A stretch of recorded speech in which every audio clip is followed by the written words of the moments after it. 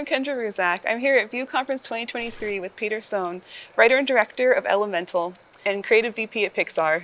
Thank you so much for being here Yeah, today. thank you for Really having me. appreciate it. I'd love to talk a little bit about Elemental. How did you begin the process of bringing that story to the screen? I know you wrote it also, you were very involved in the early development. Yeah, I mean, it started about 7 years ago, if you can believe it. It was a long process, but it started from a very personal place and a seed, really. And it was about thanking our parents. And that seed started to evolve into other themes that bled into this world of elements. And once those two got married, we were off to the races, and it was just years of just building that up. Wow. And how did you assemble your team? How did you find those department heads that were the right fit to tell the story? Kendra, that's a really great question. It's a partnership with my producer, Denise Ream, where you would sort of get phases of the team. And so you would start just by yourself developing the project. And then once you hit a certain milestone, then a certain type of crew would begin. And so that was mostly artists and story artists. And so to take that as an example, with the team, we knew that there was a lot of first gen, second generation issues. There was a romance, so we started casting artists that had that background or that sort of those kind of tastes for romance. Oh, wow.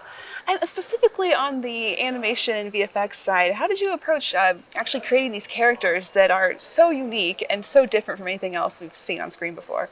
Well, at first it was just a really exciting prospect to build characters out of effects because it was hard to find. I hadn't found a lot of characters like this, and so there was this sort of little pathway of like, oh, this is untrodden grass right here. But I didn't know enough about visual effects. I always had a lot of hubris and ambition of like, we should be able to do this lickety split. But once we started getting the crew on and we started doing these experiments, I clearly saw like, oh, that's because I'm not really clear what they should look like. And then so that conversation grew and grew until we got more artists doing more experiments that would sort of give us answers that formed the characters. Oh, wow. And I know it was so unique to have a character who's actually a light source, actually fire. Yes. So I know Ember took a lot of extra work on the VFX side. Can you talk a Yes. little bit about that process, how you finally reached that final form for her? Yeah, one of the early lessons that we learned about Ember as a fire character was that we wanted her to feel like fire and not something that was on fire. Yeah. And so with that philosophy, we couldn't have a skeleton really. We had to build the body out of simulations. And so that was sort of this process of like, well, we know what we don't want. How does that help us find what we do want? And that was just this, you know, very long process of experimenting in these very short sprints where we would just try every couple weeks. Let's try this sort of, facial structure on flames. Let's try this type of flame, or let's try this type of body. And it was just that process for a couple of years. So much collaboration. Yeah, absolutely. And how did you keep that collaborative environment going? Especially, I know you were partially in production during the pandemic. Yes. It's so much about play. It's so much about trying to vibe with the crew and trying to play with the ideas so that we could all get excited around it. I really believe in an energy that can be formed when you're collaborating like that. And that energy is very specific when everyone's in on something. And like a drug, I chase for that feeling. And so as we're making something, trying to spit out ideas that, you can spit out an idea that dies and no one else is riffing off of it.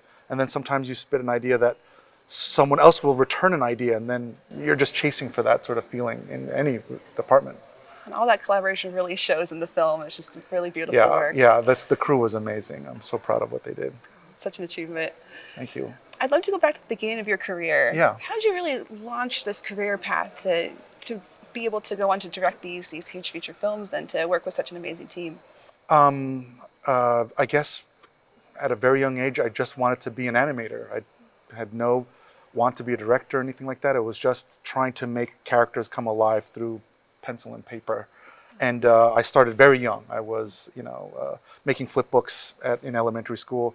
Once I got into high school, I started taking night classes in animation. And animation at the time was so expensive because you're painting cells, you're buying paper, reams of paper, and it would take forever to get like 10 seconds of animation would just be, it would just kill you.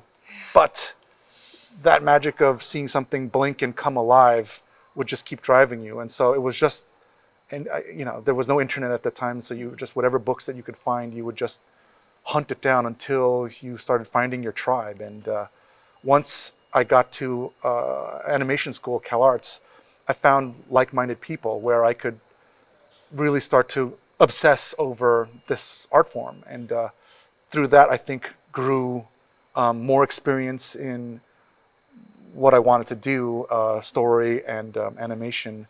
And from there, it was the luck of the draw, honestly. It was meeting a director. Brad Bird was pulling people from school, and I got lucky as my first gig on the film Iron Giant in 1999. And I was a 2D rough in-betweener.